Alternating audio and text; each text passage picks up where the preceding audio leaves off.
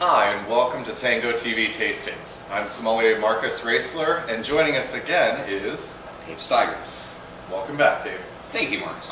We will be tasting today the wines of Beckman Vineyards. Beckman is a wonderful family producer out of Santa Ynez Valley, which is in the Santa Barbara County. And delicious, delicious wines, focus being Rhone varietals. So jumping right in, our first is Le Bec Blanc. Now, Le Bec Blanc is a blend of Roussanne, Marsanne, and Grenache Blanc, pardon the spill.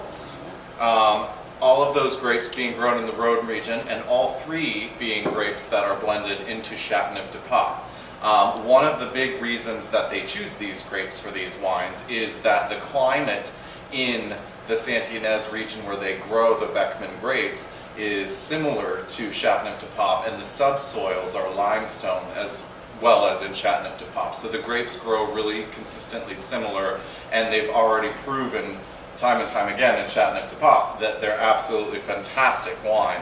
So they grow them and make them the same in Santa Ynez Valley. So let's see what we think of this. Cheers. Cheers.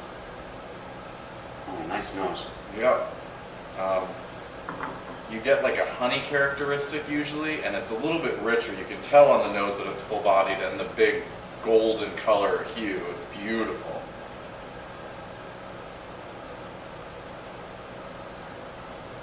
Oh, that's lovely.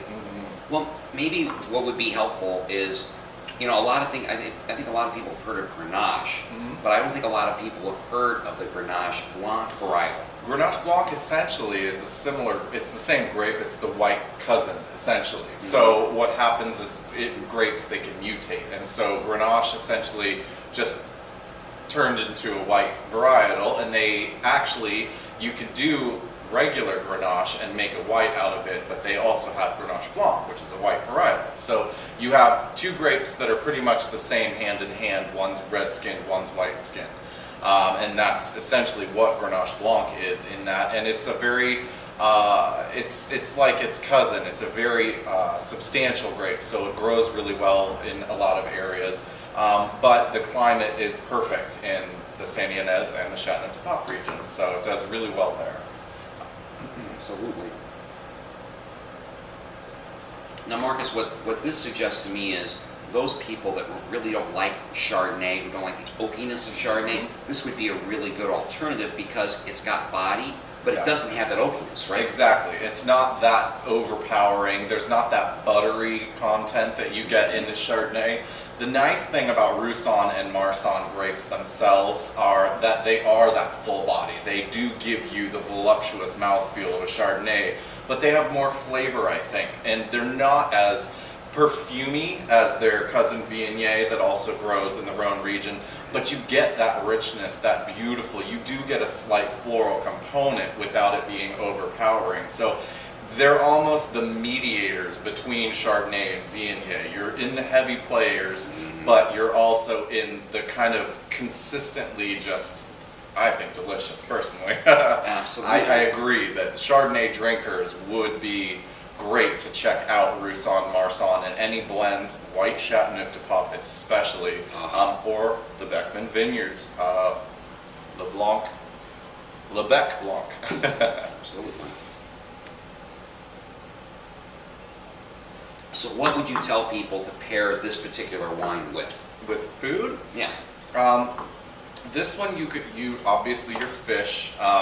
The Grenache in there gives it that acidity, so you get you can go with fish. Poultry would be good. One thing that I think would be really good with this would be a really good pork. If you did like a pork loin, just because it would stand up to it. It's a heavier style, so it can handle the heaviness of it's still a light meat, but it is heavier than a fish or chicken.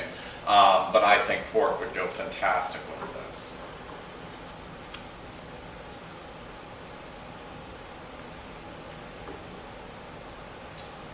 And it's got the great finish. Yeah, it's just delicious. Goes for days. I think this is fantastic. And this producer actually started biodynamically farming in 2006. Now, you can't label anything biodynamic until you've been doing the process for 10 years. It's a long certification, And some vineyards at the end of it don't even bother putting it on the label because going through the process is more of a nightmare.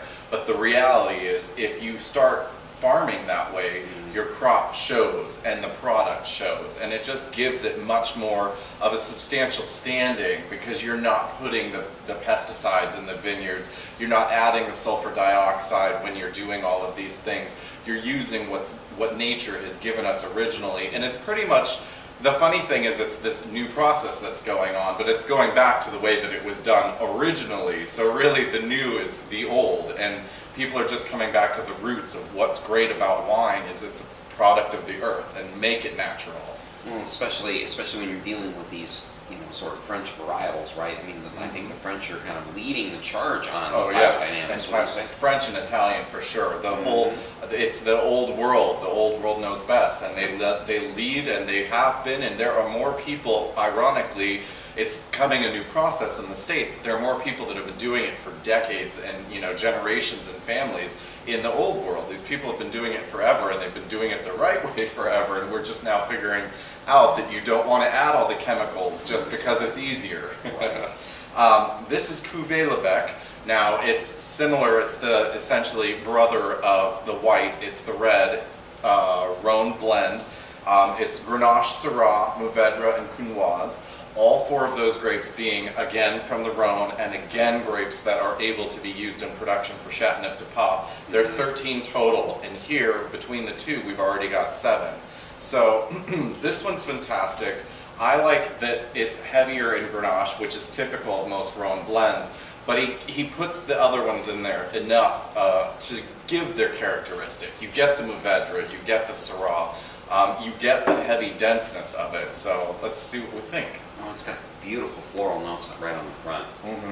Right it's on. Beautiful. Such a nice, and that, I think the floral you get most from the Grenache, it really just pops. It's a really expressive varietal.